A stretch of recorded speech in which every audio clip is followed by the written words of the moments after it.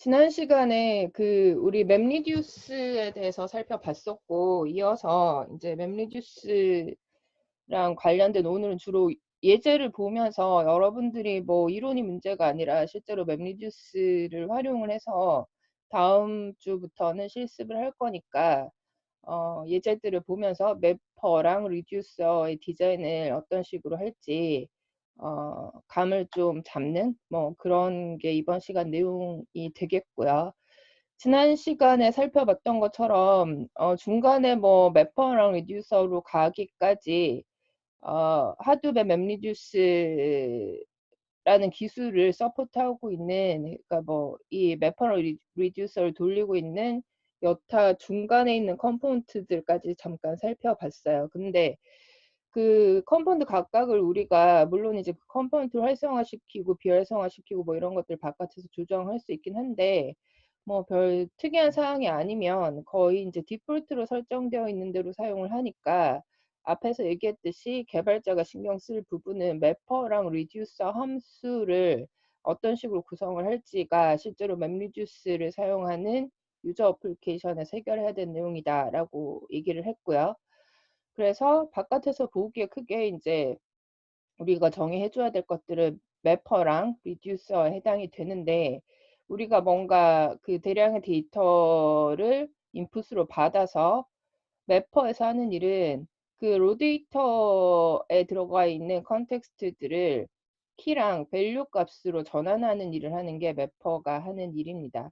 그래서 모든 레코드 각각의, 그러니까 한 로우당 생각하면 되겠죠. 한 로우에 대해서, 한 건의 데이터에 대해서 그 각각의 데이터를 키 값과 나머지 우리가 리듀서에서 도출하고자 하는 파이널 밸류를 도출하는 데 있어서 필요한 밸류들만을 뽑아서 키와 밸류의 쌍으로 나눠서 데이터를 전환하는 거, 그게 이제 매퍼가 하는 일이고, 얘네가 이렇게 여러 개 필요한 이유는 우리가 인풋으로 받는 데이터가 상당히 대용량 데이터이기 때문에 하나의 프로세서가 돌아서는 하세월이라는 거죠. 그래서 그것들을 병렬적으로 분산해서 처리하기 위해서 이제 매퍼들이 여러 개가 병렬적으로 돌게 되는 거고, 그 다음에 여기서 이제 각각의 뭐 자기가 맡았던 데이터 덩어리에 대해서 스플릿에 대해서 키와 밸류 값으로 전환을 하게 되는데, 그 전환된 키 값들을 같은 키끼리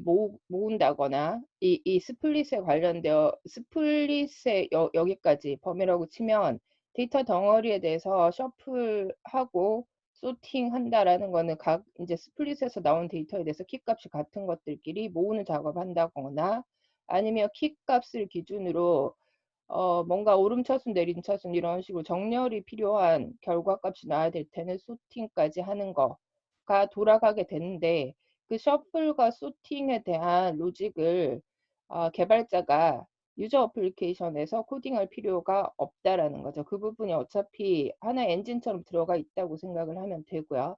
그래서 매퍼에서 우리가 어떤 걸 키값, 밸류로 할지만 정의를 해주면, 여기까지 훅 돈 다음에 리듀서에서 받아보는 결과는 키와 밸류의 형태로 전환된 데이터들이 키 값을 기준으로 해서 밸류, 그러니까 같은 키 값에 대한 서로 다른 밸류들이 하나의 리스트 형태 혹은 뭐 셋 형태로 주어진다고 보면 되겠죠. 그래서 그 각각의 같은 키 값을 가진 데이터 셋들이 리듀서에게 인풋으로 들어오게 되고, 리듀서는 동일한 키를 기준으로 해서 뭔가 우리가 찾고자 하는 파이널 리절트를 찾기까지의 여기 있는 이제 밸류, 여러 개 밸류들에 대해서 어떤 오퍼레이션을 통해서 파이널 밸류를 추출해 낼 수 있을지에 대한 로직이 리듀서에 디파인이 되어 있으면 됩니다.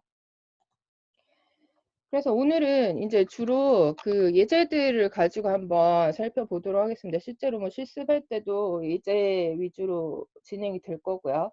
그 다음에 우리가 HDFS에서 유닷 데이터 파일을 받았었죠. 이 유닷 데이터를 한번 열어보면 여기에 내용들이 뭐가 들어가 있느냐면, 지난 시간에 잠시 살펴봤지만 사용자 아이디가 있고요.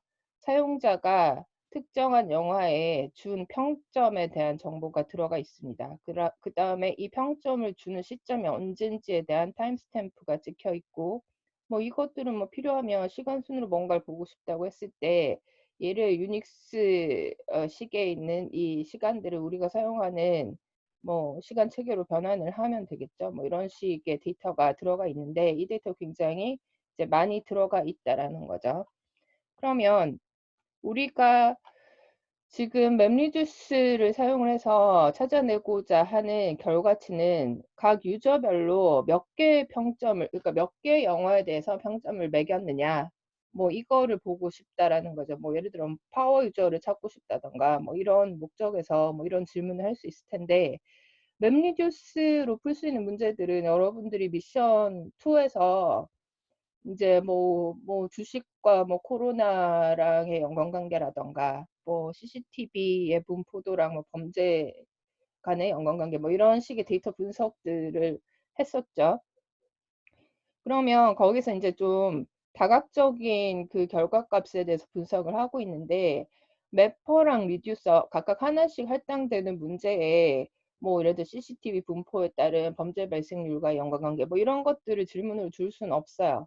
그러니까 맵 리듀스에서는 지금 앞에서 볼 수 있듯이 각 리듀서는 어떤 기준이 되는 값별로 이 키값에 대해서 이 값이 이거다. 뭐 이렇게 뱉어내는 결과를 보여주기 때문에 맵 리듀서 디자인을 할 때 해결할 수 있는 그 문제의 단위는 뭐 쉽게 얘기한다면 SQL 쿼리문 하나로 해결할 정도? 뭐 그 정도 사이즈의 질문을 준다고 생각을 하면 됩니다. 그래서 지금 이제 유다 데이터에 대해서 여러 가지 질문을 던질 수가 있는데 지금 이제는 유저별로 평점을 매긴 영화의 숫자를 찾아보겠다라는 거죠. 그래서 기존의 데이터는 뭐 이런 형태로 들어오고요. 텍스트 파일로 들어오는 거죠. 데이터 파일로 들어왔을 때 매퍼가 하는 일은 앞에서 봤던 그 데이터들을 키값과 밸류 값의 쌍으로 바꾸는 작업을 한다라고 얘기를 했어요. 그래서 앞에서 보면 이제 그 로데이터 자체는 이게 키다 밸류도 없이 그냥 이 지금 칸 쳐져 있는 그 뭐 키 밸류에 구분 없이 이렇게 들어오죠. 그러면 키와 밸류로 이렇게 첫 번째 트랜스포메이션을 하는 애는 레코드 리더란 게 있었죠. 우리 레코드 리더 한번 다시 가볼까요?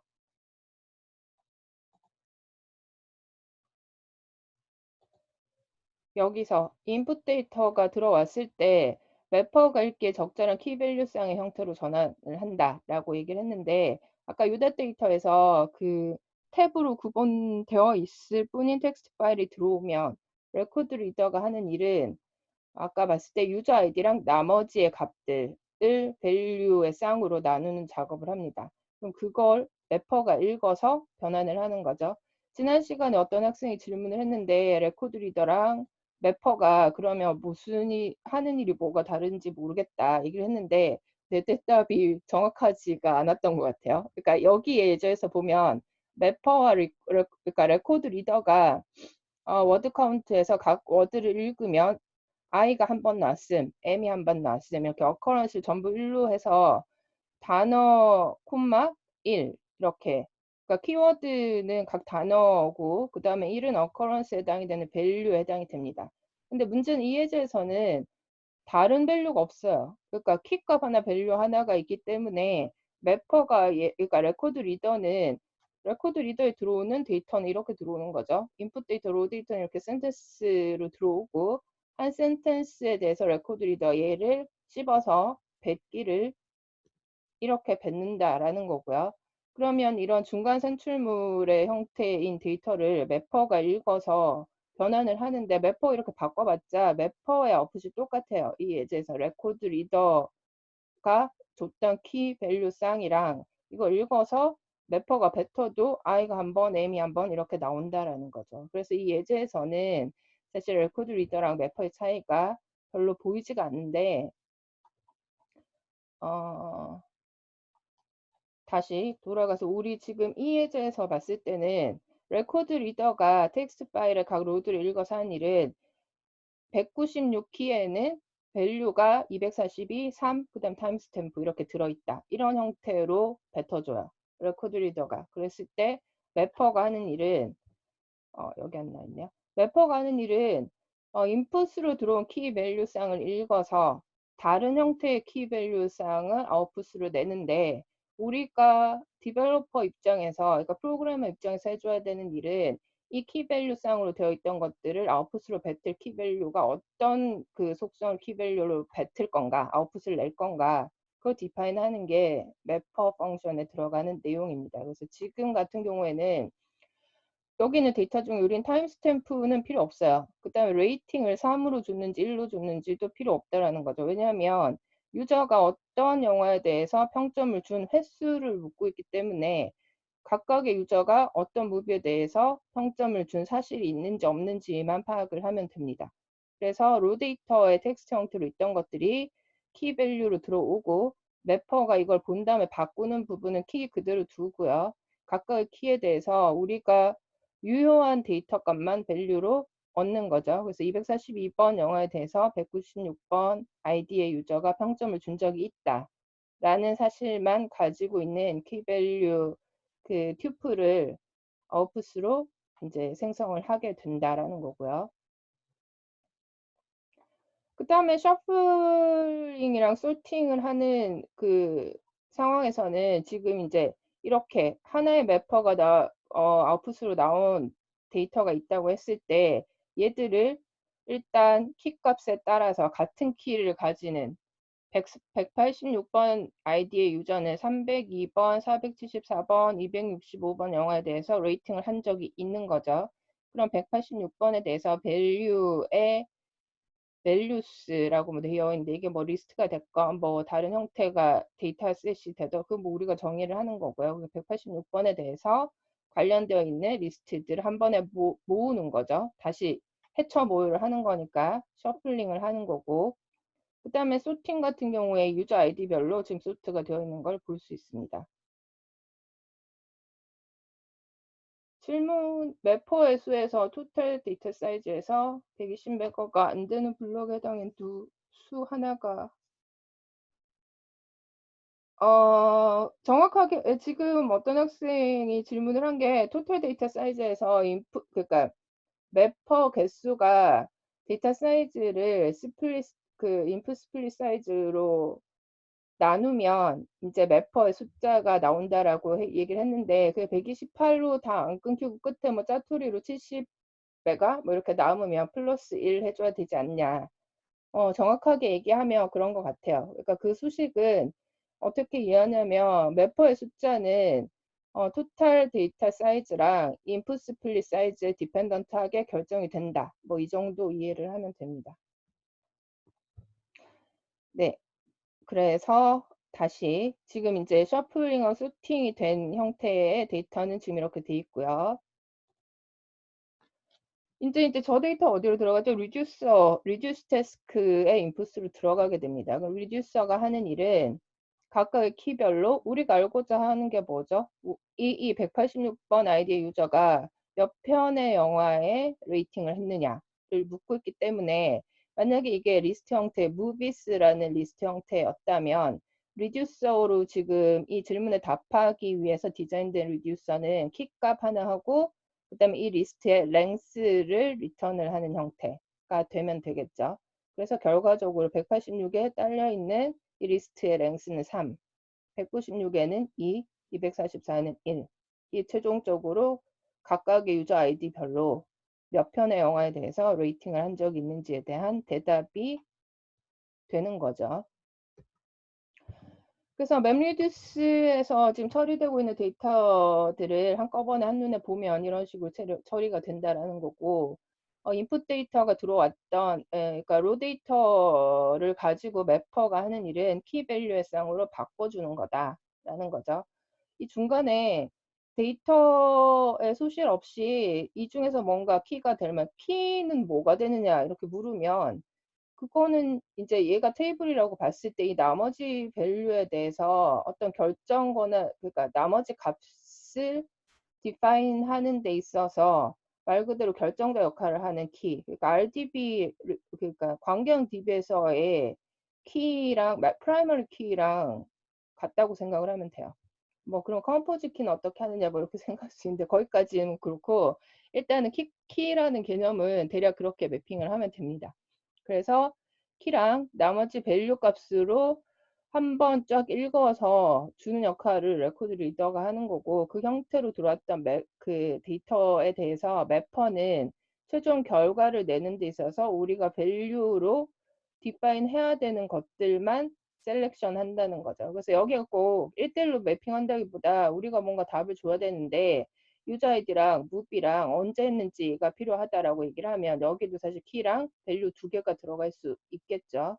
그래서 매퍼가 그렇게 이제 데이터 트랜스포메이션을 하면 이렇게 바뀌어진 데이터들을 키 값에 따라서 서로 그룹핑을 하고 그리고 뭐 필요에 따라서 그룹핑 데이터의 키 값에 대해 소팅을 하고 뭐 그런 과정이 셔플링이랑 소팅 과정이고요.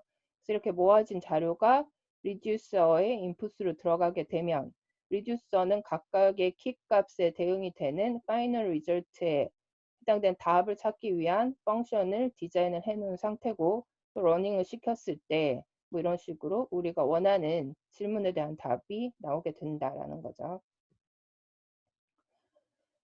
그래서 다른 예제를 한번 살펴보겠습니다. 다른 예제 여기서는 그림이 조금 이쁘진 않은데 내가 그냥 뜯어온 거라서 일단은 뭐 내용 위주로 보도록 하죠. 여기서 보면 우리 그 앞에서 실습할 때 뭐 기온 데이터 가지고 뭐 여러 가지 비주얼라이제이션 했던 것도 있는데 여기는 이제 각 그 해당된 날짜의 기온 데이터가 들어가 있어요. 그래서 보면 10월 1, 1990년 10월 1일에 어떤 지점에 아마도 기온이 10도였다. 뭐 이런 식으로 맞나요?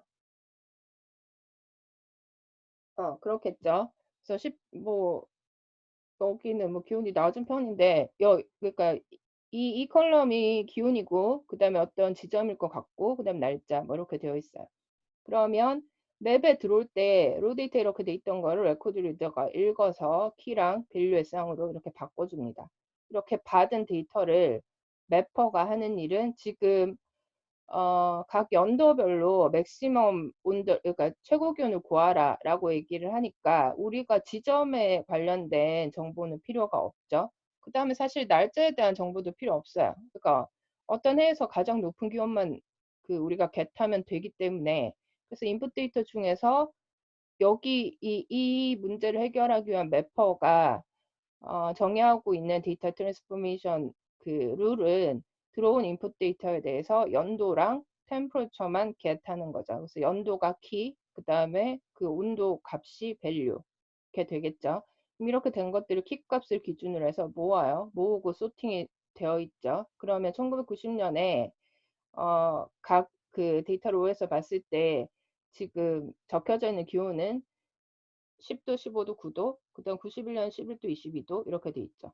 그러면 이 리스트에서 가장 큰 값을 구하는 로직이 아마 리듀서에 들어가 있을 테고 리듀서를 통해서 나온 아웃풋은 1990년에 이 셋 중에 제일 높은 거 15도, 91년에 22도 라고 계산이 되고 아웃풋 파일에서는 지금 파티셔너 같은 경우에는 셔플링을 한다고 보면 됩니다. 지금 이렇게 그룹핑을 하는 거죠. 키 값으로. 그죠? 데이터를. 그 다음에 지금 이거는 하나의 스플릿에 대해서만 얘기를 하는 거고 지금 하나의 스플릿만 이렇게 따라가는데 매퍼가 이게 여러 개 있겠죠. 그러면 이런 데이터들이 여러 조각이 있게 되고 그러면 1990년 키를 기준으로 해서 데이터를 모은 다음에 그거를 각각의 리듀서에 어사인 파티션을 해주는 게 파티셔너의 역할입니다.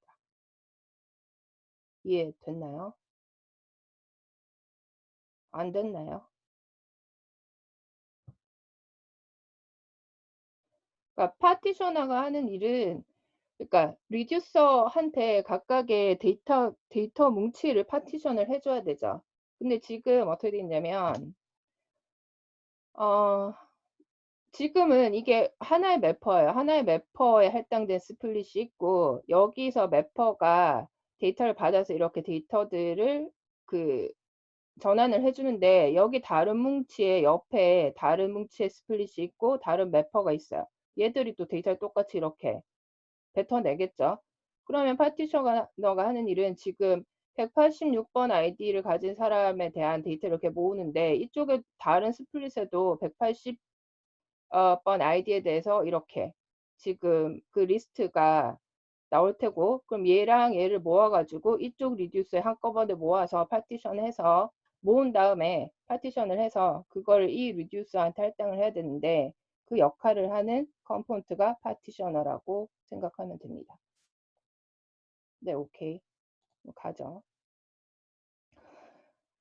그래서 이제 데이터에서 최고 기온을 찾을 때 뭐 이런 식으로 우리가 매퍼랑 리듀서를 적용해서 문제를 풀 수 있다라는 예제고, 근데 중간에 우리 컴바이너에 대한 것도 얘기를 했어요. 그래서 뭐 지금 사실 이제 이 예제들 내가 구글에서 다 구글 이미지에서 찾았는데, 여러분이 예를 들어 맵 리듀스 example 이렇게 치면 한 1000개 찾았을 때 997개 정도가 워드 카운트의 예제에 해당이 됩니다. 그래서 사실은 맵 리듀스로 풀 수 있는 문제가 굉장히 아토믹한 문제들이기 때문에 그렇게 이제 예제가 많지는 않아요. 근데 나중에 이제 왜 그러냐면, 지금 이렇게 맵리듀스로 풀 수 있는 이렇게 단답형의 문제들은, 우리가 뒤에서 배울 하이브 같은 것들을 배우면, 아니면 여러분들이 알고 있는 SQL 쿼리를 생각을 해봤을 때, 쿼리 하나 정도에 해당이 된다라는 거죠. 그래서 빅데이터 분석할 때 쿼리 하나 딸랑 날려서 답이 나오는 분석을 하지 않기 때문에, 결국은 이렇게 맵리듀스 레벨에서 우리가 로직을 정의하는 일은 사실은 없어요. 근데 왜냐면 1레벨까지 내려와서 이렇게 좀, 뭐라 그러죠? 그 프로그램을 봐야지만 실제로 매퍼가 뭐고 리듀서가 무슨 일을 하는지를 알 수 있기 때문에, 그 메커니즘을 확인하는 차원에서 이제 맵리듀스에 대해서 지금 지난 시간, 이번 시간 하고 다음 주 이제 코딩 실습도 하겠지만, 실제로는 그 맵 리듀스 엔진 위에, 그러니까 매퍼랑 리듀서로 뭔가 이제 또 그 문제, 그러니까 문제 자체를 트랜스포메이션 해주는 게 하이브나 피그 같은 이제 모듈들인데, 조금 더 문제의 덩어리를 키워서 어플리케이션을 짜는 프로그래머가 그 프로그래밍을 할 수 있는 환경을 제공을 하고 있죠. 그래서 뭐 그쪽에서 이제 얘기하는 것도 여러분들이 아마 미션 2에서 했던 파이썬으로 구현했던 내용들도 대부분은 SQL 쿼리로 해결이 될 수 있는 내용들인데, 그런 레벨보다는 여기서 지금 더 훨씬 작은 얘기를 하고 있다라는 게 하나. 그 다음에 웹리듀스 무슨 얘기하다가 약간 삼천포로 빠져. 그 예제를 봤을 때 예제가 많지가 않아요. 뭐 그거를 뭐 한참을 스크롤 다운해서 찾아봐도 워드 카운팅의 예제들이 거의 대부분이고, 몇 개 되지가 않는데 그 중에서 찾은 것들 중에 이제 여기도 똑같이 맥스 템퍼러처를 구해요. 근데 앞에 예제랑 틀린 점은 뭐냐면, 컴바이너라는 걸 쓸 수도 있고 안 쓸 수도 있다라고 얘기를 했죠. 그래서 러닝 시킬 때 컴바이너 돌릴 건지 말 건지 우리가 지정을 할 수 있는데, 맵리듀스 태스크를 실제로 돌리는 시점에서 지금은 이제 똑같은 문제에서 컴바이너를 써서 했을 때 중간 과정이 조금 다르게 보이는 예제들이죠. 한번 살펴보면 아까는 인풋에 다른 이제 그 뭐 지점이나 뭐 그런 날짜, 여기도 날짜는 들어가 있고요. 뭐 이렇게 돼 있는데, 지금 인풋의 스타일이 이렇게 들어온다고 하면 매퍼가 하는 일은 이 날짜에서 연도만 자르는 거죠. 잘라서 키 값으로 쓰고 있고요. 그 다음에 각각의 날짜에 해당이 된 템퍼러처가 있는데, 아마 190 이렇게 나온 걸로 봐서 뭐죠? 셀시어스가 페르나 그 섭씨 온도가 아니라 화씨 온도에 해당이 되는 값들이겠죠. 뭐 섭씨로 100도면 안 되는 거니까. 그래서 2007년 뭐 100도 있었고 2007년 90도 있었고 뭐 이런 식으로 이제 매퍼가 데이터를 전환을 했고요. 컴바이너를 쓰는 경우에는 컴바이너 안 쓰면 그냥 이게 그대로 셔플링이랑 소팅이 된 다음에 그 다음에 리듀스가 아웃풋을 내게 되는데, 컴바이너는 매퍼가 돌아가는 노드 안에서 리듀스 함수를 한번 미리 돌린다고 생각을 하면 돼요. 그래서 지금 매퍼가 같은 지금 이제 매퍼가 여기서는 인풋 데이터 이렇게 들어왔는데 스플릿이 하나, 둘, 세 개로 됐고, 그다음에 그러니까 이 로별로 다른 매퍼에 할당이 됐고요. 그다음에 그 할당된 값에 대해서 데이터 전환을 한 게 요 로에 대해서는 2007년 100도, 2007년 90도, 뭐 2005년 90도 이렇게 나온 거죠. 그러면 이렇게 잘라서 여기까지 이렇게가 매퍼 하나, 매퍼 둘, 매퍼 셋 이렇게 있다고 봤을 때 컴바이너를 돌리면 같은 해에 해당이 되는 것들 중에서 맥시멈 값을 이미 정리를 해놨어요. 다른 그 매퍼에서는 같은 해의 데이터가 없기 때문에 체크해도 그대로 내려오는 거고, 여기 같은 경우는 같은 키 값을 가진 데이터의 밸류에서 가장 맥시멈 값을 고르고 나머지는 이미 버렸죠. 그죠? 이 일은 사실은 맨 끝에 리듀서에서 해야 되는 일인데, 그것들을 매퍼에서 리듀서 노드로 데이터를 보내는 데이터 양을 줄이기 위해서, 혹은 이 프로세싱에 많은 시간이 걸릴 경우에 이런 것들 프리 프로세싱을 하는 게 컴바이너의 역할이었죠. 그래서 컴바이너를 액티브한 상태로 돌리겠다라고 가정을 하면, 그런 경우에는 달라지는 부분은 아까 앞에 예제랑 봤을 때 똑같은 문제지만, 이렇게 미니 리듀스가 매퍼 노드에서 한 번 더 돌려서 데이터들 정리할 건 정리하고, 그 다음에 셔플링 해서 실제로 리듀스 결과가 나오는 거. 뭐 이렇게 약간 다른 부분이 있을 수 있다라는 거죠. 그 다음에 여기서는 뭐 조금 데이터 복잡해 보여서 하나 가지고 와 봤는데, 문제가 지금 여기 나온 인풋 데이터들은 각 카드별로 사용자가 사용한 카드별 밸런스 숫자를 이제 레코딩을 하고 있어요. 근데 색깔이 왜 중요한지 모르겠지만 하여간 카드의 컬러가 데이터로 들어가 있어요. 근데 지금 보면 이제 카드 아이디가 있고 카드의 컬러가 있고 그 해당되는 카드의 밸런스 정보가 있는데, 카드 아이디가 문제가 뭐냐면, 우리가 풀려고 하는 문제가 카드 아이디가 짝수인 카드들의 밸런스를 셋째 자리에서 반올림한 값을 1000단위로 그룹핑한 후에 각 그룹별 밸런스 평균 값을 구해라. 이게 문제였어요. 매퍼랑 리듀서를 사용을 해서. 뭐 이렇게 하라고 하면 우리가 문제를 어떻게 해결을 하냐면, 인풋 데이터에서 이렇게 들어오면 키값은 아마 카드 아이디가 키값, 그 다음에 나머지가 다른 밸류 값 이렇게 들어왔겠죠. 그러면 매퍼가 하는 일은, 일단 이번에는 카드 아이디가 짝수인 카드만 하려고 했으니까 데이터를 필터 아웃 시킬 필요가 있어요. 그래서 지금 흐린 글자로 셋째 자리가 100의 자리, 네, 맞습니다. 셋째 자리 100의 자리죠. 네. 예, 100의 자리에서 반올림한 거 맞고요. 그 다음에 지금 흐리게 된 부분들은 카드 그 아이디 끝이 홀수예요. 그래서 필터 아웃 된 거고, 뭐 필터도 이 시점에서 된다는 거 보여주려고 이제 문제 이렇게 나온 거고요. 그 다음에 짙은 글씨로 되어 있는 부분은 다 끝자리가 짝수인 카드 아이디들이죠. 그래서 이 까만색으로 되어 있는 것들에 대해서만 우리가 매퍼가 적용이 되는데, 이 매퍼가 적용을 할 때 지금 우리는 색깔은 상관이 없어요. 그죠? 색깔도 상관없고, 사실은 아이디가 필터링을 하는데 사용이 됐지, 이 뒷부분에서 답을 낼 때 아이디도 사실 상관이 없습니다. 그러니까 매퍼가 아웃풋으로 내는 중간 결과값은 이 지금 그룹이라고 되어 있는 게 뭐냐면, 지금 여기서 이 얘기를 하는 게 1680일 때 이거를 100의 자리에서 반올림을 하면 얘는 2000이죠. 그래서 얘는 2000 그룹에 속한다라는 거예요. 반올림? 올림인가요? 데이터 값을 보면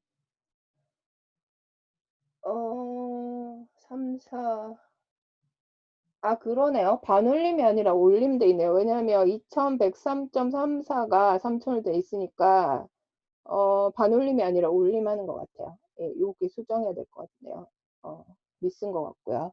올림한다고 생각을 하세요. 그 밸런스 값에 대해서 뭐 체크해줘서 땡큐. 예. 그래서 1680에서 올림해서 2000 그룹에 속한다 라는 새로운 키를 생성을 하죠. 이번에는 매퍼가. 그래서 각각의 밸류 값을 보고, 들어올 때는 얘가 키 값이었을 거고요. 근데 인풋 데이터는 그랬는데 매퍼가 우리가 원하는 답을 내기 위해서 그룹핑에 해당이 되는 데이터를 새로 생성을 하고 그 뒤로부터는 얘가 키가 됩니다. 그 다음에 아까 얘기한 것처럼 아이디랑 색깔은 우리가 이 민값만 내면, 그러니까 이 2000번대를 다 모은 다음에 여기 있는 밸런스의 평균치를 내라라는 거니까 사실 유효한 값이 두 가지예요.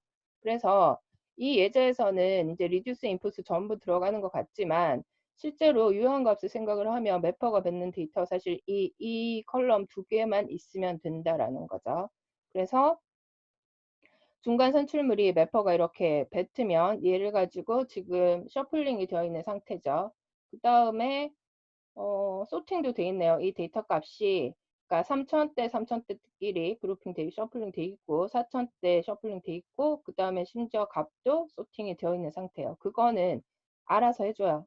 그러니까 그 중간에 있던 컴포넌트들이 하드웹에서 알아서 해주는 부분이고 우리가 그 정해야 되는 부분들은 아웃풋으로 내는 게 이 각각의 3000 그룹대에 들어가 있는 밸런스 값의 에버리지를 구해서 그게 최종 아웃풋으로 나오게 되는 거죠. 그죠? 지금 이렇게 보면 코딩을 할 때 우리가 코딩 어떻게 해야 되는지도 사실 뻔하게 보이는 거죠. 근데 그 앞뒤로 이제 환경과 관련된 어떤 코드의 모양 자체를 잡아줘야 되는 부분을 이제 실습을 할 텐데, 이렇게 일단은 데이터 레벨에서 이해를 하고, 그 다음에 각각의 우리가 매퍼랑 리듀서의 함수를 어떤 식으로 디자인할지가 머리에 들어오는 게 중요합니다. 그래서 이런 예제들을 받고, 그 다음에 키 값과 밸류 값으로 디파인을 할 때 우리가 이제 펑션에서 뭐 그러니까 리듀스 아니 레코드 리더가 키랑 밸류로 구분을 하지만 그거는 이제 우리가 지정하는 부분이 아니에요. 그 사실은 매퍼에서 우리가 키랑 그 밸류 값 어떻게 잡을지를 이제 결정을 하는데 그렇게 생각을 할 때 키 값과 밸류 값에 뭐 그 디파인을 할 때 기준은 아까도 얘기했듯이 관계형 DB에서 프라이머리 키랑 나머지 컬럼하고 똑같이 생각을 하면 됩니다. 그래서 예제로 얘기를 하자면 주소록 같은 경우에 데이터 있으면 당연히 주소록에서는 이름이 키가 되고요. 그 다음에 주소록에 있는 뭐 주소나 아니면 뭐 전화번호 그런 이제 컨택 인포메이션이 밸류가 되겠죠. 그 다음에 은행 계좌의 경우에 키값은 당연히 계좌번호죠. 계좌번호랑 그 다음에 그 어카운트 디테일에 대해서 계좌 오너가 누구인지 뭐 현재 밸런스 어떻게 돼 있는지 뭐 그런 것들 그 다음 뭐 그런 것들이 이제 밸류가 되겠죠. 그 다음에 어떤 책의 인덱스라고 얘기를 하면 어떤 단어랑 상관이 되어 있는 부분이 몇 페이지에 있다. 그게 인덱스가 가진 정보죠. 그러니까 워드 자체가 키가 될 테고 그 워드가 보여지는 페이지 숫자가 밸류가 되겠죠. 그 다음에 컴퓨터 파일 시스템에서 파일 시스템 파일을 관리할 때 키가 되는 거는 당연히 파일 네임이고요. 그 다음에 이 파일 네임에 대해서 어떤 데이터가 이제 데이터 타입, 텍스트 파일인지, 뭐 PDF인지, 뭐 MP4인지 뭐 이런 것들 있죠. 그 다음에 뭐 다른 텍스트들, 그다음에 이미지나 뭐 사운드들, 뭐 그러니까 이런 그 파일 시스템에서 관리하는 것들은 우리가 파일 관리자를 켰을 때 보이는 컬럼들 중에서 파일 네임은 키고 나머지 컬럼들은 다 밸류에 해당이 되겠죠. 뭐 그렇게 해서 키 밸류를 구분을 하면 되겠습니다. 자, 그래서 오늘 과제가 나오는 부분은 여러분이 미니 프로젝트 미션 2에서 각자 자기가 데이터 분석 대상으로 삼은 데이터 셋들이 있었어요. 그래서 그 데이터 도메인이라고 생각을 하고, 그다음 맵리듀스를 적용을 해서, 저 링크를 안 걸었네요. 맵리듀스 적용해서 분석할 수 있는 질문을 두 개를 선택하고, 그것에 대해서 매퍼랑 리듀스를 디자인해라. 뭐 이렇게 돼 있는데, 템플릿이 사이버 캠퍼스에 올려놨고 아마 지금 시간에 오픈이 됐을 거예요. 한번 살펴보면 과제 평가.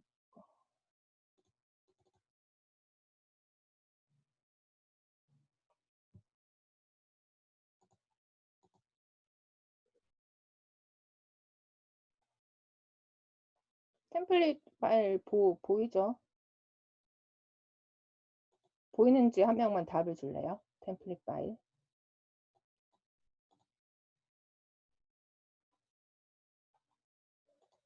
아, 네. 전환할 때 별 그게 없어 전환 되는군요. 이게 템플릿 파일인데, 지난번에 과제를 보다 보니까 뭐 한두 명 학생들이 이제 템플릿 파일을 주면, 어디 있죠? 이렇게.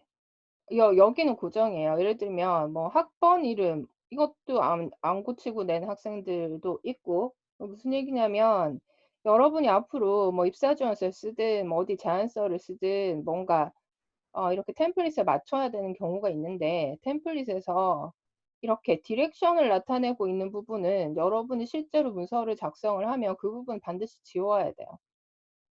뭐 간혹 내가 뭔가 심사를 하다 보면 뭔가 되게 중요한 제안서 심사를 하는데, 이런 것들 예를 들어서 문제 1, 뭐 해결할 문제 한 문장을 정확히 기술하시오. 이런 거 안 지우고 내잖아요. 심사하는 사람들 심사를 안 해요. 그냥 컨텐츠에 상관이 없이. 그래서 지금부터도 그런 그 템플릿의 의미라는 거는 양식에 대한 그러니까 문서에 대한 양식 그 자체인데, 거기에 이런 식으로 디렉션이 들어가 있으면 예를 들어 뭐 여기에 키벨 뭐 여기는 지금 지워야 될 것들은 사실 없네요. 내용이 별로 없어서. 근데 해결할 문제를 한 문장을 정확히 기술하라 이렇게 하면 얘를 지우고 그 문장을 기술한 걸 여기 적으라는 의미예요. 대부분 알겠지만 모르고 안 한다기보다 주의 깊지 않은 경우가 많은데, 그런 되게 사소한 에러가 여러분들이 뭔가 되게 컨텐츠를 굉장히 공들여서 만들었는데 이런 걸 이제 안 지우고 이렇게 떡하니 두는 걸로 인해서 불이익을 당하는 수가 생각보다 많다라는 거죠. 뭐 심지어 박사과정 이후에 사람들도 뭔가 제안서를 내거나 그럴 때 일을 하는데, 실제로 그렇지 않지만 그 실제로 읽는 리더 입장에서는 그런 걸 딱 보면 아 얘는 정신이 없구나 이렇게 생각을 하고 그냥 그 컨텐츠를 안 보고 그냥 다음으로 넘어가요. 그런 일이 없도록 템플릿을 주면 템플릿에 해당이 되는 내용들 중에서 지워야 되는 것들은 알아서 삭제하고 문서 작성하는 습관을 들이길 바랍니다. 뭐 그건 잔소리였고, 일단은 그러니까 맵린주스 디자인 이건 그대로 두면 되고, 그냥 뭐 문서 제목을 내가 이번에 준 거니까요. 자기 학번 이름 적고 문제를 두 개를 고르세요. 그러니까 여러분이 하는 거에서 뭐 최고 온도를 구한다, 뭐 제주도에 사는 사람의 뭐 연령별 인구수는 뭐 이런 것들이죠. 실제로 앞부분에서 비주얼라이제이션 할 때 줬던 단순한 문제들, 그 정도 레벨의 문제들이 지금 이제 맵리듀스로 해결하는 문제 사이즈에 합당합니다. 그래서 그런 문제를 하나 정의를 하고, 예를 들자면, 아까 우리가 봤던 것처럼, 뭐 여기도 정확히 기술 안 되죠. 연도별 최고 기온을 구하시오. 뭐 이런 거죠. 이렇게 돼 있을 때 연도별 최고 기온에 대해서 여러분들이 어떤 식으로 데이터셋 이미 가지고 있으니까 그 중에서 어떤 식으로 이렇게 풀어갈지가 보일 정도의 데이터 개수만큼을 해서 이런 식으로 데이터를 표현을 해보라는 얘기예요. 그래서 인풋 데이터 어떤 식으로 들어오는데 그게 매퍼를 통해서 키밸류 쌍으로는 어떤 식으로 표현이 되고, 그 다음에 셔플링이랑 소팅이 된 이후의 모습들은 키 값별로 데이터들이 모여있는 형태가 어떻게 돼 있고, 그 다음에 최종적으로 내려고 하는 데이터의 결과는 키 값별로 어떤 값을 보려고 하는 건지가 이렇게 정리가 되면 여러분이 매퍼랑 리듀서를 다음 시간부터 구현을 할 텐데, 구현할 때 로직은 이미 이 한 페이지 슬라이드가 디파인을 하고 있는 거죠. 여러분들이 신경 써야 될 거는 실제로 매퍼나 리듀서를 돌리기 위한 그 하둡 환경에서의 코드의 모양만 신경을 쓰면 되도록, 그러니까 문제를 좀 스플릿을 시키기 위해서 하는 거니까, 그 다음에 맵리듀스를 제대로 이해했는지도 내가 체크를 하기 위해서 그 문제를 두 개를 골라서 질문을 두 개를 고르는 거죠. 여러분의 데이터 도메인에서. 그래서 이렇게 PPT에 뭐 그림을 그리면 되는데, 뭐 네모 이렇게 예쁘게 할 필요는 없지만 그 너무 지저분하게 해놓으면 못 알아보게 할 정도면 안 되겠죠. 그렇게 해서 일요일 까지 밤 11시 59분까지 작성을 해서 제출을 하면 됩니다. 뭐 다른 사항은 없죠. 다시 돌아가죠. 그러면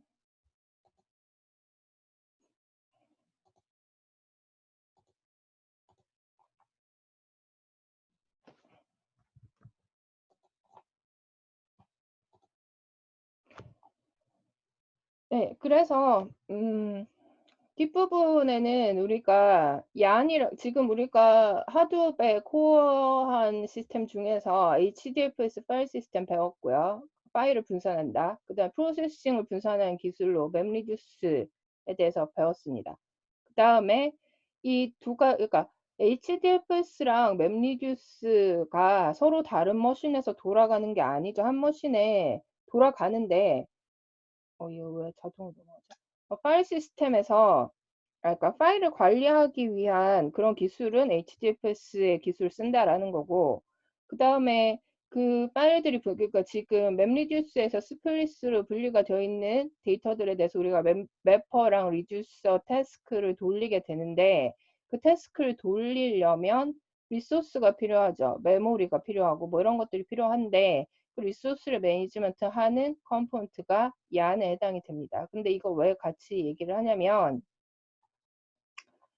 음, 처음에 얘기했다 하드웨어 히스토리를 얘기를 할 때 얘기했었는데 하드웨어 1에서 버전 1에서 버전 2로 가면서 가장 큰 특징은 그 이전 버전에서 1에서는 태스크 트래커가 하나만 존재를 했고 그 얘기 태스크 트래커가 하나만 존재한다는 거는 우리가 배웠던 HDFS에서 네임 노드랑 데이터 노드 얘기를 할 때 각 클러스터별로 네임 노드가 하나만 존재를 했어요. 그러다가 그 네임노드가 죽으면 그 네임노드가 관장하는 클러스터에 대한 접근 자체가 불가능해지죠. 그러니까 거기가 다 디세이블 되기 때문에 어떻게 했죠? 네임노드를 미러링을 해서 액티브한 네임노드가 있었고 스탠바이하는 네임노드가 있다가 액티브 네임노드에 뭔가 페일러가 감지가 되면 우리가 하둡이 자동으로 페일오버를 시도를 해서 스탠바이 형태의 상태였던 네임 노드를 액티브 노드로 바꿔주는 거를 배웠어요, 지난주에. 그래서 그거랑 관련해서 봐야 되는 부분이라는 거죠. 그래서 맵리듀스 아키텍처, 거기서 얘기하던 네임 노드랑 데이터 노드 이런 것들이 지금 다 같이 돌고 있어요. 그래서 네임 노드가 돌아가던 부분에서는 버전 1에서는 하둡에서 잡 트래커란 게 돌았다라는 거죠. 잡 트래커가 하는 일은 하둡 클러스터 내에 리소스 매니지먼트를 합니다. 그래서 뭐 어떤 걸 하냐면 클라이언트 프로 우리가 매퍼랑 앞에 봤던 리듀서들 디자인을 해서 그러니까 임플리멘테이션을 해서 프로그램을 돌리면 런을 시키면 결과적으로 하둡의 맵리듀스에게 클라이언트 프로그램 하나가 서미션이 되는 결과가 되는 거죠. 그럼 잡 트래커가 현재 있는 이 네모들은 노란 네모들, 초록색 네모는 노드라고 보면 돼요. HDFS에서 봤던 그런 노드라고 보고 여기가 네임 노드, 얘네가 다 데이터 노드에 해당이 됩니다. 그러면 잡 트래커가 현재 잡 트래커는 그러니까 네임 노드는 각 노드에 대한 데이터 노드에 대한 스테이터스를 항상 유지를 하고 있다라고 얘기를 했죠. 그래서 DHFS에서는 뭔가 그 데이터 파일을 저장하기 위한 그 메모리 용량을 보고 있다면 잡 트래커가 하는 일은 실제로 이제 리소스 측면에서의 스테이터스를 항상 유지를 했겠죠. 그래서 잡 트래커가 적절하게 스플릿들을 HDFS가 128메가짜리로 잘려져서 저장을 하게 되는데 그렇게 저장할 때 그러니까 지금은 이 데이터를 주면서 얘를 이렇게 돌려주세요. 이렇게 같이 낸 거예요. 아까가 아니라 앞에서 HDFS에서는 무슨 일을 하는 게 아니라 우리가 안바리에서 데이터 여기다가 카피해서 올려오고 다운로드 받은 거 업로드 시키고 뭐 이렇게 하면 여기 이런 프로세스가 도는 게 아니라 그냥 이 스플릿에 데이터 여기 저장이 되는 거죠. 그렇게 했던 거에 비해서 지금 우리가 하는 그 맵리듀스를 돌리는 작업은 데이터를 인풋으로 받는데 거기다가 매퍼 리듀스를 돌려라 라는 프로그래밍을 해서 런을 시키면 잡 트래커가 각각의 노드의 상태를 봐서 너는 매퍼 1, 너는 매퍼 2, 너는 매퍼 3, 너는 리듀서 해. 이렇게 어사인을 합니다. 어사인을 하고 나면 데이터도 우리가 아까 봤던 거 그 흐름이 돌아가게 되죠. 스플릿이 인풋 포맷을 통해서 어떤 포맷인지 파악을 하게 되고 중간에 뭐 다른 컴포넌트도 있었지만 매퍼가 돌게 되는데 이 매퍼가 잡 트래커가 얘한테 이런 태스크를 시키면 이 태스크 자체가 이 노드의 로컬 머신의 상태에서 도는 게 아니라 우리가 그 샌드박스 올리듯이 자바 버추얼 머신 상태로 돌려요. 그렇게 한 이유는 이 하나의 태스크가 죽었다고 해서 이 노드 자체가 디세이블 되는 상황이 되는 걸 막기 위해서 하둡 자체가 하둡의 모든 컴포넌트가 자바 랭귀지로 구현이 되어 있고 그 다음에 태스크들은 태스크가 구동이 될 때 각자가 버추얼 머신의 형태로 구동이 됩니다. 지금 이렇게 얘기한 모든 것들은 어느 영역이다? OS 영역이에요. 그래서 뭐 이 부분에 대해서 잘 모르는 학생들은 가상 머신이 어떻게 돌아가는지에 대해서 조금 더 공부를 할 필요가 있고요. 뭐 어쨌거나 내가 앞에서 했던 설명에 비춰봤을 때는 뭐 그러니까 여기서 잡 트래커가 이 머신의 상태를 봐서 지금 여러분들이 JVM 깔려고 하는데 메모리 용량 적어서 문제가 나는 학생들이 있었죠. 그런 경우에는 잡 트래커가 이 태스크를 이 노드에 할당하지 않겠죠. 메모리 상태가 매퍼를 돌리기에 충분한 사이즈라고 판단이 되는 노드에 잡 트래커가 너는 매퍼 프로세스 이거 돌려 이렇게 어사인을 한다는 얘기예요.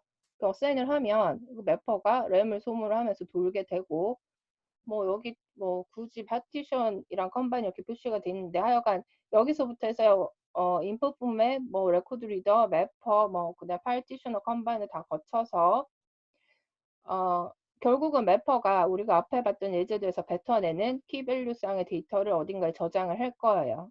그게 어디 저장되냐면 HDFS의 룰에 따라서 저장이 되겠죠. 이 노드에. 이렇게 돼 있으면 이 작업이 패러럴로 쫙 이렇게 한꺼번에 이루어진다는 거죠. 스플릿으로 나눠서 이 통째로 하나의 파일이 하나에만 두는 게 아니라 분산해서 프로세싱이 되고 그 다음에 그 프로세싱이 완료되면 리듀서가 각각에 있는 데이터들을 읽어와서 셔플링이랑 소팅을 하고 리듀스를 해서 아웃풋 포맷에 따라서 파이널 리절트를 내게 돼 있습니다. 이렇게 도는데 하둡 1에서의 문제는 얘가 딱 하나 존재하는 거예요. 클러스터 상에서.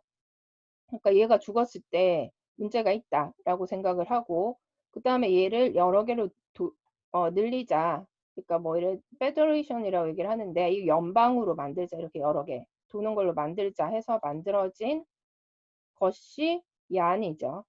그래서 하둡 2부터 얀이라는 그러니까 이렇게 들어가 있을 때 우리 히스토리 설명했을 때 내가 설명 중에 하나 보면 그 리소스 매니징을 하는 게 맵리듀스 내에 포함이 되어 있다가 하둡 2로 오면서 얀이란 형태로 독립적인 컴포넌트로 돌기 시작했다. 뭐 이런 설명 있었을 거예요, 아마. 그래서 지금 하둡 2로 가면서 이 아키텍처 자체가 얀이라는 게 리소스 매니징을 전담을 하는 어떤 서브 컴포넌트 형태로 떨어져 나오게 되고 얘가 이렇게 떨어져 나오니까 기존의 맵리듀스가 하브 로직으로 깔리고 맵리듀스를 다른 기술들이 얀을 통해서 뭔가 요청을 해서 돌릴 수 있는 형태가 되니까 그 위에 스파크도 올라가고 뭐 여러 가지 뒤이어 나오는 기술들이 그 얀을 기반으로 해서 다 인티그레이션이 될 수 있도록 확장이 됐다. 뭐 이렇게 돼 있어요. 그래서 지금 맵리듀스랑 관련된 부분을 보자면 앞에 설명했듯이 그런 테스트 트래커의 역할을 얀이 담당을 하는데 이때 테스트 트래커의 역할이 두 가지로 클라이언트랑 서버 단으로 나뉘어져서 분산이 되게 됩니다. 얀 아키텍처로 오면서 어떻게 되냐면 그러니까 태스크 트래커가 했던 것들이 리소스 매니징을 하고 그 다음에 실제로 어플리케이션을 돌린 역할을 하는데 그 두 개를 뜯어서 리소스 매니저, 그러니까 어떤 스케줄러나 어떤 리소스를 할당하는 그 역할만 하는 것들 뜯어서 리소스 매니저라고 얘기를 하고 걔는 네임노드에서 돌도록 했어요. 그래서 서버 역할을 하는 거죠. 마스터 역할을 하는 거고요. 그 다음에 어플리케이션 마스터는 실제로 우리가 짠 프로그램 한 번에 대해서 하나씩 생성이 되는데 그래서 이 어플리케이션 마스터가 하는 일은 각각의 데이터 노드에 위치를 하면서 실제로 어플리케이션을 구동시키는 역할을 하는 형태다. 뭐 이렇게 해서 하둡 1에서 하둡 2로 넘어오면서 크게 바뀌어진 아키텍처 상의 변화가 뭐 이런 것들이 있다라고 파악을 하면 되겠습니다. 그 다음에 지금 하둡2에서 그러면 얀 아키텍처에서 맵리듀스 태스크가 돌 때 어떤 순서로 도는지를 이제 설명하는 그림이에요. 그래서 한번 살펴보면 클라이언트 프로그램은 어플리케이션별로 어플리케이션 마스터를 구동하는 데 필요한 사양, 그러니까 내가 프로그램을 하둡에 올릴 때 우리가 메모리 얼마나 사용하고 뭐 이런 것들이 같이 간다는 거예요. 정보가 네임 노드로 그렇게 가게 되면 네임 노드에 위치하고 있는 리소스 매니저는 지금 이 안에 그 각각의 데이터 노드의 컨테이너라는 것들이 있어요. 컨테이너가 실제로 그 머신에 있는 어떤 리소스를 이렇게 야금야금 사용하는 역할을 하는 하나의 그릇이라고 생각을 하면 돼요. 그래서 이름도 컨테이너인데, 그래서 각각의 리소스 매니저는 네임 노드에 위치를 하고, 네임 노드들은 각각의 데이터 노드들의 상태를 전부 언제나 보고를 받고 있고, 그 다음에 데이터 노드에 올라가 있는 컨테이너들의 상태에 대해서도 당연히 얘가 알고 있다라는 거죠. 그래서 이 프로그램 돌리려는데 램 사양 얼마나 필요한지를 확인을 한 다음에 그게 가용한 컨테이너를 선정을 하고 그 다음에 그 컨테이너에다가 그 컨테이너가 있는 위치에다가 어플리케이션 매니저를 런칭을 시키게 된다라는 거예요.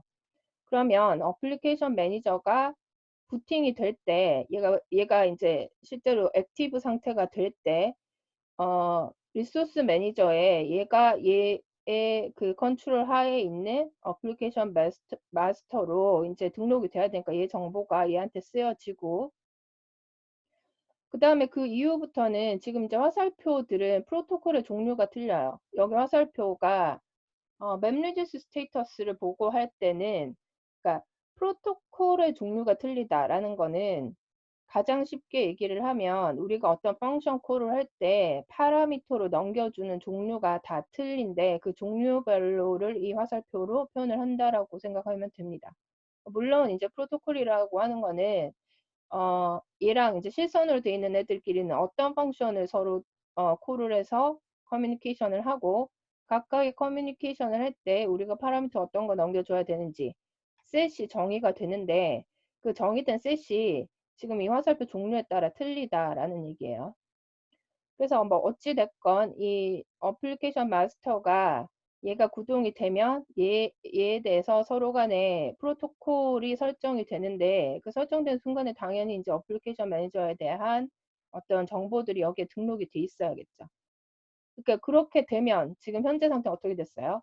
클라이언트가 프로그램 하나 돌리려고 해요. 맵리듀스를 포함하고 있는 네임 노드에 돌려라 이렇게 요청을 하면 리소스 매니저가 얘가 필요한 그 리소스들을 생각해 봤을 때 컨테이너 얘가 적당하다 만약에 뭐 아니면 얘가 적당하다 이렇게 선택을 했다면 이 컨테이너를 컨트롤하는 거는 얘가 아니라 어플리케이션 마스터가 지금 우리가 제출한 프로그램별로 하나씩 생긴다라는 거예요. 그래서 얘를 할당하면서 얘를 구동을 시키면 그러면 어플리케이션 매니저를 얘를 등록을 시키고요. 여기까지 했을 때 우리가 선로가 어떻게 셋업이 됐냐면 클라이언트가 얘한테 요청을 한 거, 그 다음에 어플리케이션 마스터랑 리소스 매니저 간에 통신할 수 있는 길이 하나 셋업이 된 상태입니다. 그러고 나서 정상적으로 작동을 하게 되면 어플리케이션 마스터는 리소스 리퀘스트 프로토콜 통해서 이 컨테이너를 예를 들어서 돌리다 보니까 좀 더 필요해요, 리소스가. 그러면 리소스 매니저한테 나 이 컨테이너 말고 또 새로운 컨테이너를 달라. 이렇게 해서 리소스 컨테이너를 할당을 받을 수가 있어요. 이렇게 할당을 받을 때는 어, 어딨죠? 리소스 리퀘스트 라는 프로토콜 사용해서 얘랑 서로 통신을 한다라는 거죠. 그렇게 해서 컨테이너가 할당이 되면 어플리케이션 마스터는 노드 매니저에게 각 그 데이터 노드별로 노드 매니저가 또 있죠. 그러면 컨테이너를 런칭할 때 필요한 정보를 제공을 하고요. 그 다음에 해당되는 컨테이너 구동을 시작을 하게 됩니다. 그 다음에 컨테이너 내에서 실행이 되는 어플리케이션 코드에 대해서는 어플리케이션 프로토콜을 통해서 어플리케이션 마스터에 필요한 정보를 제공해요. 그러니까 지금 아까 연결된 건 얘가 얘한테 보고한 라인이 셋업이 됐었고요. 그 다음에 어플리케이션 매니저가 실제로 이 컨테이너 구동을 딱 시작하는 거는 얘가 속한 노드 매니저한테 요청을 한다라는 거예요. 그러면 얘가 요청을 해서 컨테이너를 스타트업을 시켜주고 그 다음에 이 컨테이너가 예를 들어서 얘는 얘한테 지금 종속돼 있으니까 얘가 돌면 얘에 대한 상태는 보고를 얘한테 바로 하는 게 아니라 이 컨테이너 아니, 어플리케이션 마스터한테 보고를 해요. 그 다음에 얘는 또 얘한테 보고를 하겠죠. 뭐 이런 식으로 돌아가게 된다라는 거고 이렇게 해서 응용 프로그램이 실행이 되는 동안에 클라이언트는 어플리케이션별로 서로 다른 프로토콜, 다른 방법, 통신 방법을 통해서 어플리케이션 마스터랑 실제로 그 이후부터는 이렇게 서로 작업한다는 거죠. 우리 HDFS 할 때도 네임노드에서 네임스페이스에 대한 정보를 획득을 해서 클라이언트한테 노드 몇 번에 네가 데이터 저장할 수 있다. 이렇게 하고 나서는 그 다음부터의 일은 클라이언트랑 데이터 노드가 알아서 이렇게 통신을 하도록 했었죠. 왜냐하면 리소스 매니저는 이 클러스터 내에서 하나만 존재를 하는 거기 때문에 이쪽에 오버헤드가 몰릴 수가 있다라고 얘기를 한 거고 그래서 최대한 일을 분산시키기 위해서 지금 얘기했던 이런 일련의 서로 간에 보고 라인만 셋업을 한 다음에 그 다음에 실제로 어플리케이션 러닝이 되고 나면 그 다음부터는 클라이언트가 직접적으로 어플리케이션 마스터랑 서로 통신을 해서 뭔가 일이 수행이 된다라는 거죠. 그렇게 해서 뭐 정상적으로 어플리케이션 수행이 완료가 되면 그 다음에 어떻게 될까? 지금 이렇게 잡아놨던 라인들을 다 풀어야 되죠. 리소스 매니저는 어플리케이션 마스터에 대한 등록을 해제를 하고 얘는 지금 이제 내 권한이 아니다라고 풀어주고 그다음 실제로 리소스를 잡고 있던 컨테이너 역시 해제를 해야 다음에 다른 클라이언트가 다른 일을 요청을 했을 때 얘를 생성을 하고 그다음 컨테이너들을 우리가 통해서 리소스를 소모를 할 수가 있겠죠. 뭐 이런 식으로 해서 프리를 시키고 끝이 나게 됩니다. 그래서 뭐 다소 복잡한데 이런 얘기를 해준 이유는 뭐냐면 지금 우리가 세 가지 컴포넌트를 봤어요. HDFS, 그다음에 맵리듀스, 얀 이렇게 보고 있는데 이게 서로 다른 챕터에 설명을 하지만 결국은 누누이 강조했듯이 뭐 지금 여기서 얘기하던 네임노드가 여기서 리소스 매니저가 올라간 노드랑 틀린 거고 뭐다 각자 노는 게 아니라 결국 하나의 시스템으로 돌아가게 된다라는 거죠. 근데 이게 어려운 게 뭐냐면 이렇게 뭐죠? 그 종합적으로 다 얽혀서 돌아가는 상황에 대해서 머릿속에 이게 이미지가 들어와야지만 나중에 프로그램 짤 때 뭐가 문제가 터지면 아, 여기가 문제인가 보다 이런 짐작을 할 수가 있어요. 근데 사실은 시간이 많이 걸리죠. 예를 들어서 뭐 엄청 공부 잘하는 학생도 잘 모르겠지만 난 학부 때 엄청 공부 잘하는 학생이 아니었기 때문에 어, 엄청 옛날이기도 하지만 생각해 보면 뭐 심지어 컴퓨터공학 전공하는 학생들도 굉장히 많은 과목을 배우죠. 뭐 데이터 뭐 엄청 많이 배우는데 한 4학년 1학기까지는 도대체 얘랑 무슨 그러니까 엄청 많은 과목을 배우지만 그게 어차피 컴퓨터 한 대에 다 때려 넣어서 돌아가는 일들이에요. 근데 그것들 간의 연관관계가 잘 잡히지가 않아요.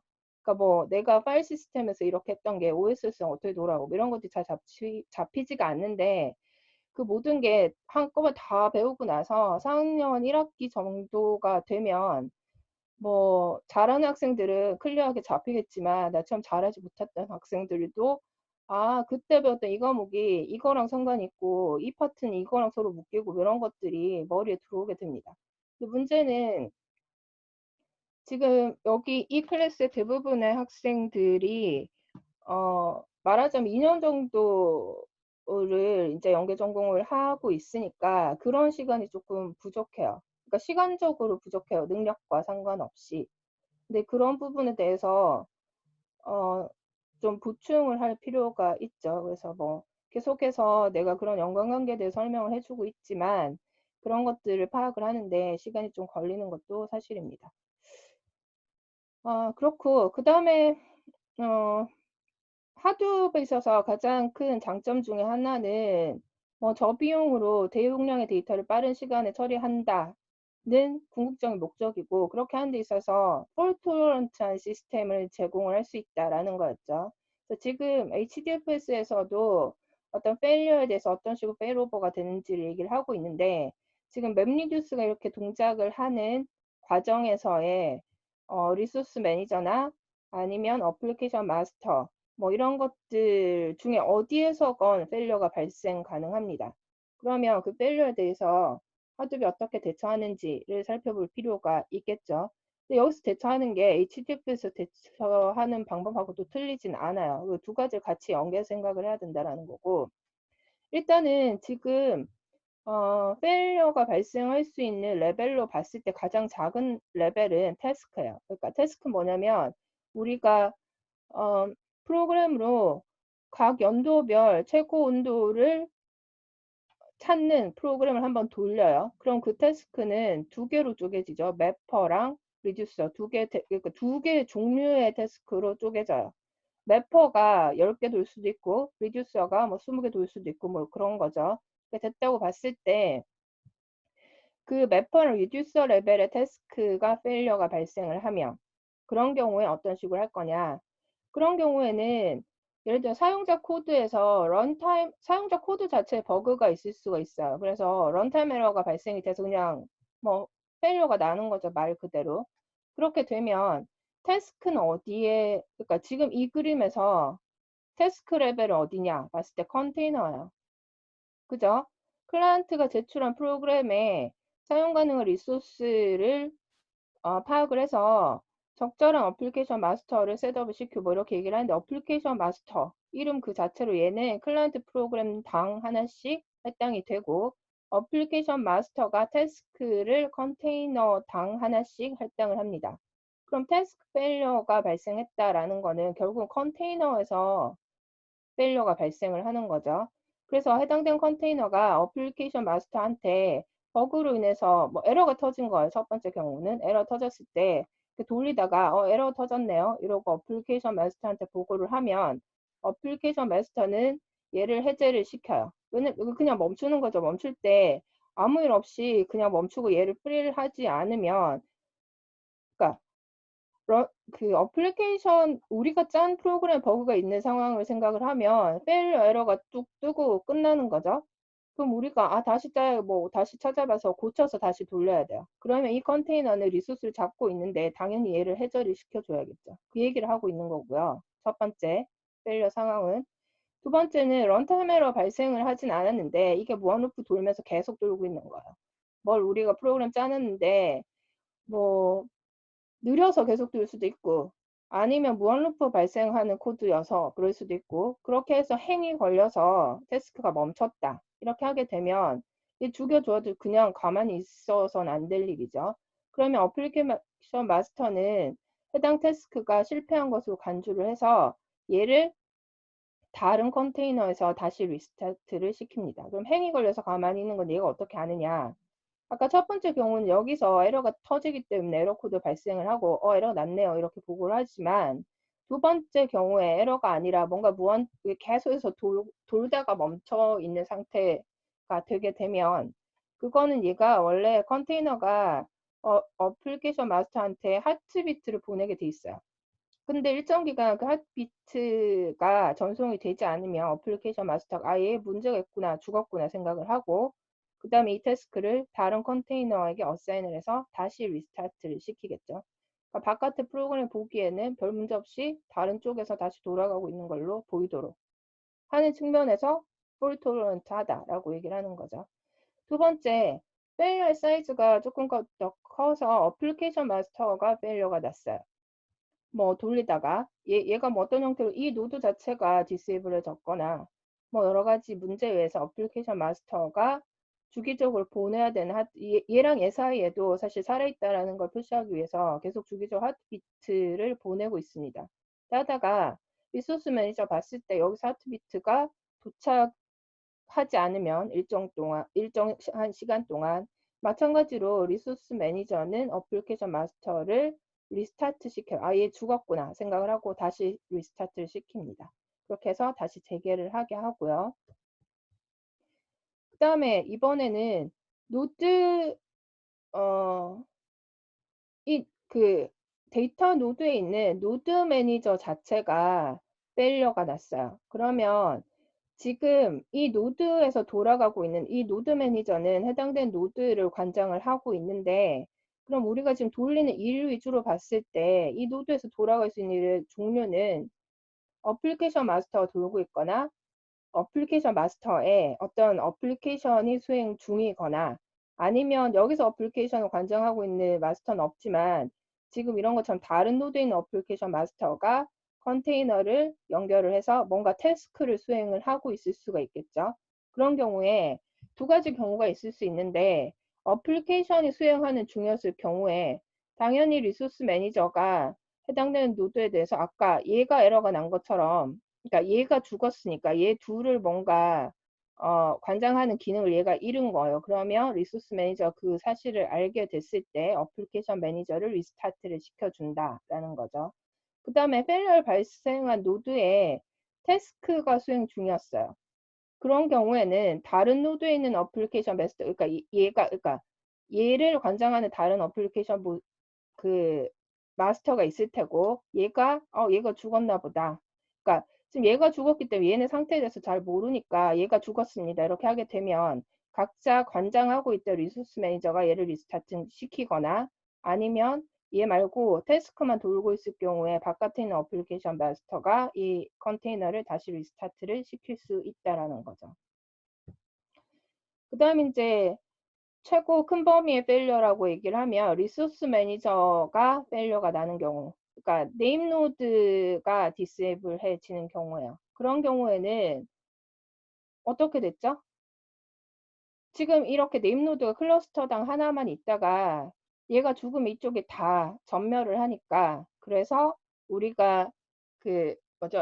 HDFS 배울 때 미러링을 하고 있었죠. 스탠바이 하고 있는 네임 노드가 하나 더 존재를 해요. 그래서 여기 있던 액티브 상태의 네임 노드 대신해서 이 상태를 그대로 공유하고 있던 스탠바이 노드가 돌아가게 하는데, 그 누가 하죠? 주키퍼가 한다고 얘기를 했죠. 이거 우리 배웠었죠. 지금 이거랑 같은 내용이 이렇게 네임 노드가 페일러가 났을 경우에 똑같이 돌아가게 됩니다. 그래서 주키퍼가 네임 노드가 액티브 네임 노드랑 스탠바이 네임 노드를 계속해서 주시를 하고 있다가 어떤 식으로 페일러를 감지를 하고 어떤 식으로 페일오버를 하게 되는지는 HDFS 뒷부분에 배울 때 이 부분에서 배웠어요. 그거랑 똑같은 일이 여기서 이루어진다라는 거죠. 네, 그렇게 해서 지금 우리가 현재까지 살펴본 부분이 하둡의 가장 코어한 컴포넌트라고 할 수 있는 HDFS의 작동 원리가 어떻고, 그 다음에 맵리듀스가 어떤 식으로 작동을 하고, 그 다음에 맵리듀스를 작동하는 데 있어서, 그러니까 HDFS 얘기할 때 얀 얘기를 왜 얀이랑 상관없는 이유는 HDFS는 파일만 저장을 해요. 프로세싱과 상관이 없어요. 그러니까 파일 저장을 하는데 파일을 저장하는 메모리 디스크 사이즈만 체크를 할 뿐인 거죠.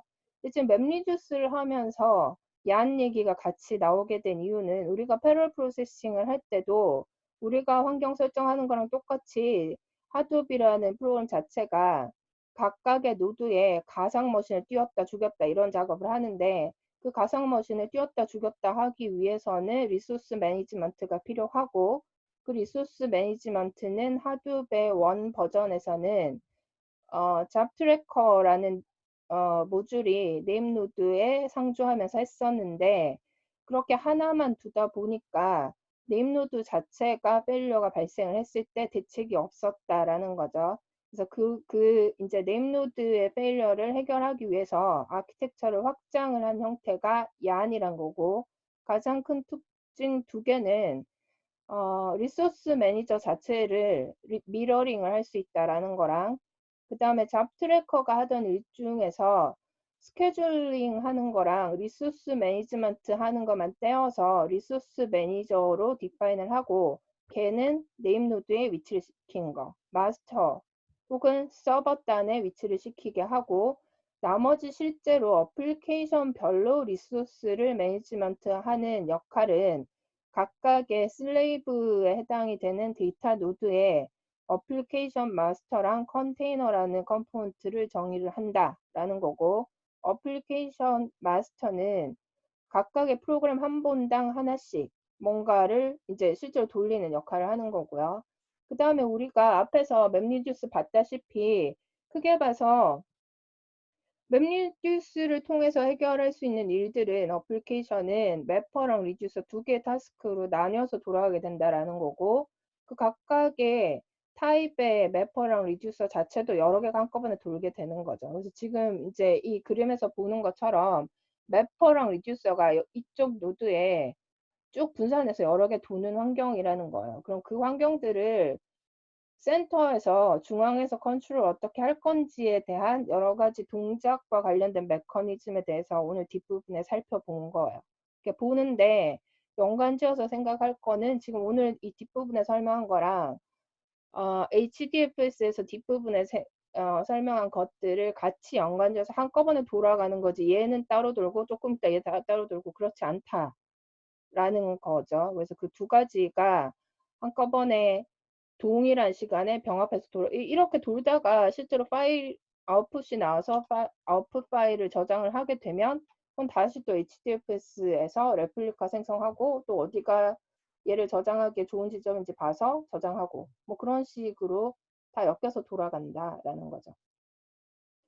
네, 그래서 오늘까지 해서 가장 코어한 컴포넌트들에 대한 이론적인 부분은 끝이 났습니다. 그래서 지금 HDFS는 우리가 실습해 봤듯이 뭐 내부적으로 그렇게 복잡하게 돌지만 우리가 밖에서 파일 가지고 할 수 있는 일은 파일을 저장해라, 지워라, 디렉토리 만들어라, 뭐 다운로드하고 업로드해라 이 명령어밖에 없어요. 그래서 그건 이미 실습이 된 거고, 그 다음에 얀을 뭐 가지고 우리가 실습할 일은 없죠. 얀은 밑에 하부에서 돌아가는 인프라스트럭처에 해당이 되기 때문에 얀을 실습하겠습니다. 뭐 이거는 말이 좀 안 되는 거고, 남은 실습은 우리가 매퍼랑 리듀서를 프로그래밍을 해서 실제로 지금 이런 환경 하에서 돌아갈 수 있는 거를 한번 실습을 해보는 게 다음 주에 진행될 내용이죠.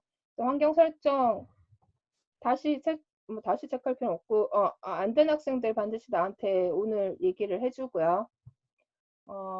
예, 나머지는 여기까지입니다. 혹시 뭐 질문 있는 학생들 질문하고 없으면 나가도 됩니다. 수고했습니다.